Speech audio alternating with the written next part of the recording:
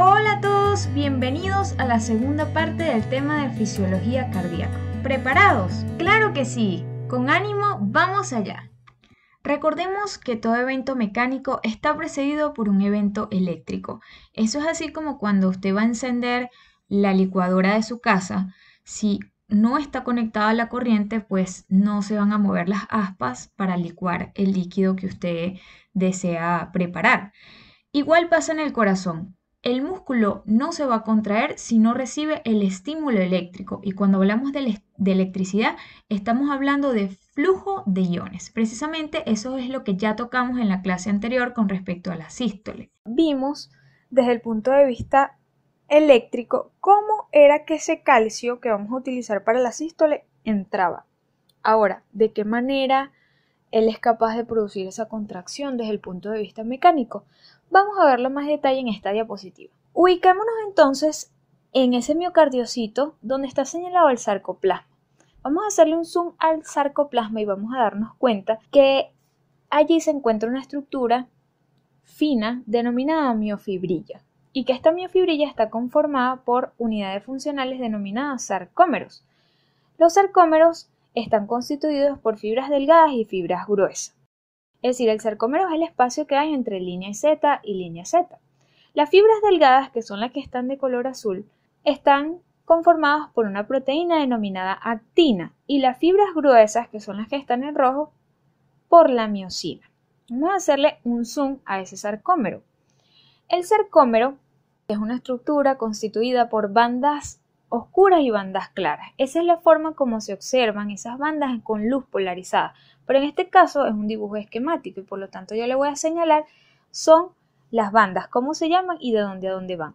Tenemos primero la banda A, que es el espacio existente entre una cabeza de miosina y la cabeza de miosina de un mismo sarcómero. Dentro de ella se encuentra otra banda que es la banda H, que es la que solamente tiene miosina, y la línea que une ambas miosinas se denomina línea M de midline en inglés. También tenemos una banda que es la banda I, que es el espacio que solo tiene actina, y hay otros autores que dicen que es el espacio que hay entre las cabezas de miosina de un sarcómero con las cabezas de miosina del sarcómero adyacente. Lo que quiero que sepan es que hay dos bandas que desaparecen durante la contracción muscular, que son la H y la I. Hay una mnemotecnia que es para eso, que es HI.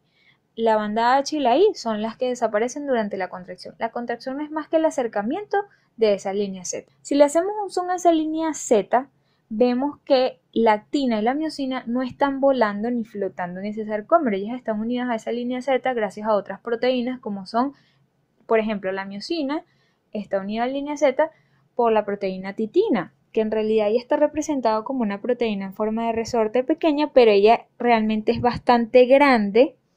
Es una proteína que le da estabilidad a esa proteína de miosina. Está la teletonina también, y la actina está unida por proteínas como la alfa-actinina, la nebulina que le da estabilidad.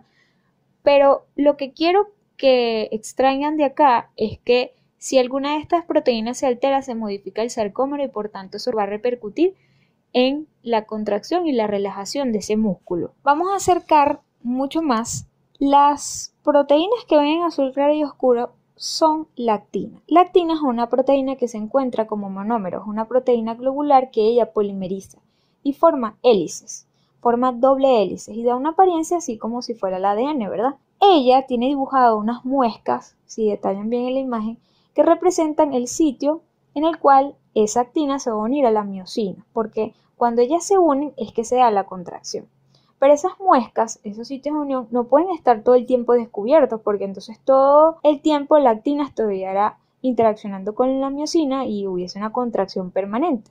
Entonces existe un complejo que evita que esos sitios estén expuestos, que es el complejo troponinas-tropomiosina. Seguramente los que están en clínica han estudiado o han escuchado que en un síndrome coronario agudo, un infarto, se piden las troponinas, específicamente la troponina I cuantitativa. Bueno, son estas mismas troponinas de las que estoy hablando. Esa tropomiosina que está representada en verde, ella es la que envuelve esos sitios de unión, pero a la misma vez ella está unida por el complejo de las troponinas, que son tres: la troponina M, la I y la C. La M es la que se une a la tropomiosina. La C se llama así porque es la que se une al calcio que va a llegar del retículo sarcoplásmico que por allá salió. Y la I se llama así porque supuestamente ella es inhibitoria. Ella ayuda a que no interaccione la actina con la miosina y además inhibe una enzima que se llama miosina ATPasa. Cuando llega el calcio se une a la troponina C y genera un cambio conformacional en todo este complejo y se despejan o se descubren esos sitios de unión que tiene la actina para la miosina. Así ellas pueden interaccionar y entonces se da la contracción muscular. Es de esta forma como ocurre la sístole desde el punto de vista mecánico. Y si vemos la imagen 7, esto es en otro corte, vemos que las troponinas tienen una cierta posición cuando no hay calcio, igual la tropomiosina. Cuando llega el calcio, este complejo se mueve, se modifica y por tanto el sitio de la actina que se une con la miosina queda libre y ellas dos interaccionan. Por eso es tan importante que ustedes sepan de por qué se piden las troponinas en un infarto, por qué es tan importante el calcio cuando hay un problema en la sístole. De todo lo que hemos visto, entonces vamos a repasar o vamos a sacar cuáles son las propiedades electrofisiológicas de las células cardíacas. Tenemos entonces la primera propiedad que va a estar dada por las células especializadas, que es la de automatismo ya mencionado. En terminología médica se llama cronotropismo. Ya sabemos por qué, porque por ejemplo el nodo sinusal genera impulsos que se traducen en latidos y esos latidos se dan en una unidad de tiempo, por eso se llama crono. Crono es tiempo. Tenemos otra propiedad que es la conductibilidad, que es la capacidad de conducir o transferir rápidamente un impulso eléctrico de una célula a otra. Y eso se conoce en medicina como dromotropismo. Recuérdense del hipódromo o el galgódromo, que son sitios donde se dan carreras de caballos, por ejemplo, que tienen mucho que ver porque conductibilidad es que el impulso corra, se transfiera rápidamente de una célula a otra. Entonces recuerden eso de los dromos, donde se dan las carreras, es conducir rápidamente. Existe la otra propiedad dada por los miocardiocitos, las miofibrillas, que es la contractilidad, conocido como inotropismo. El opuesto a ello es la relajación, que es la capacidad que tiene esa fibra de recuperar la longitud inicial, conocido como lucitropismo. Y por último tenemos lo que es la excitabilidad. Esta propiedad es definida teóricamente como la respuesta ventricular a un estímulo que puede provenir del sistema automatizado o fuera del mismo. Es una respuesta normal que tiene ese miocardio ventricular y es conocido como patmotropismo. Estas son las 5 propiedades que ustedes tienen que entender. Ya vimos la sístole desde el punto de vista eléctrico y mecánico. Ahora hablemos de la actividad eléctrica en la diástole. Mencionamos que en la fase 2, aparte de que se abrían los canales de calcio tipo L, también se abrían los canales de potasio rectificadores lentos, que permitían la salida lenta de potasio, valga la redundancia, negativizándose cada vez más la membrana. Estos canales de potasio siguen abiertos en la fase 3, mas no los de calcio, ojo. Cuando la membrana alcanza un voltaje de menos 30 milivoltios, se abren otros canales de potasio que se llaman canales rectificadores rápidos. ¿Por qué? Porque van a permitir el flujo hacia el exterior rápido de este ion, haciéndose cada vez más y más negativa la célula, de modo tal que se va a ir acercando al potencial de membrana en reposo. Hasta aquí es la fase 3. Fíjense que la membrana poco a poco fue recuperando su carga negativa en el interior. Eso es lo que se conoce como repolarización.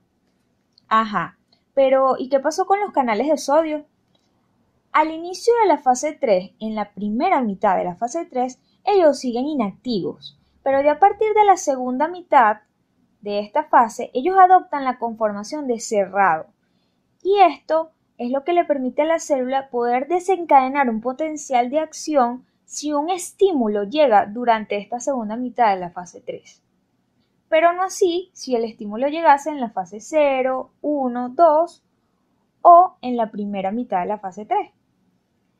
Esto de lo que les estoy hablando es lo que se conoce como período refractario. Existe uno absoluto y recuerden, en lo absoluto puede desencadenarse un potencial de acción porque los canales de sodio están inactivos. Acuérdense, fase 0, 1, 2 y primera mitad de la fase 3, y el periodo refractario relativo es aquel en el que si llega un estímulo intenso se puede desencadenar realmente un potencial de acción. ¿Y qué pasó con la fase 4, por cierto? La fase 4 no es más que el retorno al potencial de membrana en reposo. ¿Quiénes van a actuar allí? La bomba sodio-potasio ATPasa y los canales de fuga de potasio. Ahora veamos la correlación de esta fase del potencial de acción, que es la 3, con el electrocardiograma. Fíjense que coincide exactamente con la onda T, que representa la repolarización ventricular. Veamos el evento mecánico de la diástole. Ya por fin sabremos por qué este evento depende del ATP. Vamos a ubicarnos en la imagen superior derecha, específicamente en donde dice sístole. Arrancaremos desde este punto porque así veremos la transición de la contracción a la relajación muscular. Yo siempre he dicho que la actina y la miosina son como una pareja de recién casados. Las casó el calcio. Como están muy enamoradas, ellas están unidas la una con la otra. Pero resulta ser que siempre hay alguien que le da envidia y quiere separarlas. Ese es el ATP. Él llega y se une a la cabeza de miosina, produciendo el alejamiento de ambas. Sin embargo, tanto la actina como la miosina todavía están bastante cerca. Habría la posibilidad de unirse de nuevo, pero el calcio, quien las unió, decide irse de viaje, supónganse. Por lo que como no queda ningún intermediario reconciliador, se terminan de separar, la actina y la miosina. Adiós. Ahora la única manera de que puedan estar unidas de nuevo es que se vaya el ATP. Pero resulta ser que el ATP tiene un accidente y pierde un brazo. Es decir, se desfosforiló, perdió un fosfato, lo que hace que por su tristeza él se vaya. Ahora sí la miosina decide acercarse 45 grados a la actina, pero como no quiere que la actina la rechace en la primera, busca al que las casó, que es el calcio. Por lo que ahora la miosina sí se mueve otros 45 grados hasta que finalmente queda unida a la actina. Así es la transición de la sístole con la diástole. Después de esta historia de drama y dolor que les acabo de contar, tenemos que hacernos varias preguntas. ¿Será que el ATP únicamente se une a la cabeza de miosina o se une a otras estructuras? Con respecto al calcio, ¿para dónde viajó el calcio? ¿Para dónde se fue? Voy a empezar con esta última porque están unidas las dos respuestas. Resulta que el calcio tiene que irse por donde vino. Recordemos que él vino por dos sitios, o de dos sitios, mejor dicho, del retículo sarcoplásmico y del exterior celular. ¿Cómo entonces ahora reingresa al retículo sarcoplásmico? Bueno, en esta organela, que es el retículo sarcoplásmico, hay una bomba de calcio ATPasa. Fíjense que se llama ATPasa porque depende de esta molécula. Esta bomba va a introducir 2 calcios por cada ATP que se une a ella. Y además trabaja con otro compuesto que es el fosfolambano, pero no nos vamos a centrar en eso. Resulta ser que lamentablemente el retículo sarcoplásmico no tiene demasiado espacio como para recaptar todo el calcio que está en el sarcoplasma. Por tanto, el calcio que queda allí debe salir al exterior celular. ¿Cómo lo hace? Bueno, ¿atraviesa la membrana? Sí, pero a través de unos canales que son de sodio-calcio, que transportan dichos iones dependiendo de las concentraciones intracelulares de calcio. En este caso, como hay mucho calcio adentro, estos canales van a expulsar 2 calcio por cada 3 sodios que van a introducir. Y este sodio luego saldría por la bomba sodio-potasio ATPasa, como ya lo hemos visto. Además, el calcio también puede salir a través de otra bomba de calcio-hidrogenión, que también usa ATP, ojo, que va a bombear calcio dependiendo del estado ácido-base del medio, de si se está en una acidosis o una alcalosis. ¿Qué conclusión podemos obtener de todo lo dicho? Bueno, con respecto al ATP, que actúa en la cabeza de miosina, en la bomba de calcio ATPasa del retículo sarcoplásmico y en la bomba de calcio-hidrogenión que está en la membrana celular. Y con respecto al calcio, bueno, que el calcio reingresa al retículo sarcoplásmico y es expulsado al exterior a través de los canales de sodio-calcio y de hidrogenión-calcio. Cuando hay una isquemia, no hay suministro de oxígeno al tejido cardíaco. Este es un elemento necesario para que se sintetice el ATP. Por eso, el evento mecánico que se ve afectado en una isquemia no es la sístole, es la diástole. El corazón se queda contraído y no se puede relajar. A diferencia de lo que piensa mucha gente, que es que se afecta la sístole, no, es la diástole. Y lo otro importante es que recuerden que en estados de acidosis o alcalosis metabólica se afecta la actividad mecánica del corazón, específicamente la diástole. Vamos a ubicarnos en la imagen de la izquierda. Dijimos que en estado de reposo la célula tiene una carga negativa en su interior y positiva en el exterior. Cuando comienza a despolarizarse, comienza a adquirir cargas positivas en el interior y negativas en el exterior, es decir, se invierte la polaridad de la membrana a comparación como lo tenía inicialmente. Esa despolarización ocurre en un sentido y una dirección. El sentido y la dirección la vamos a representar con un vector que en la imagen va a ser una flecha de color azul. Él tiene una carga en la punta y en la cola.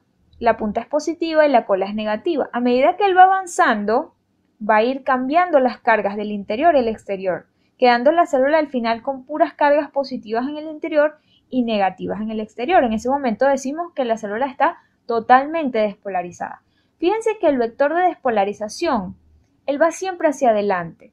Es como si usted estuviera explorando una cueva, va con una linterna y usted siempre va hacia adelante. Ahora, la célula debe repolarizarse. ¿Cómo lo hace? ¿Por dónde comienza la repolarización? Comienza en el último sitio que se despolarizó. ¿Y cómo está el vector?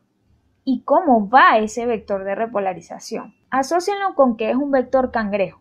¿Cómo van los cangrejos? ¿Cómo se desplazan ellos? Ellos siempre miran a su oponente, ellos siempre miran hacia adelante, pero van desplazándose hacia atrás, van caminando hacia atrás. Así es el vector de repolarización. Esta es la forma como se repolarizan los ventrículos.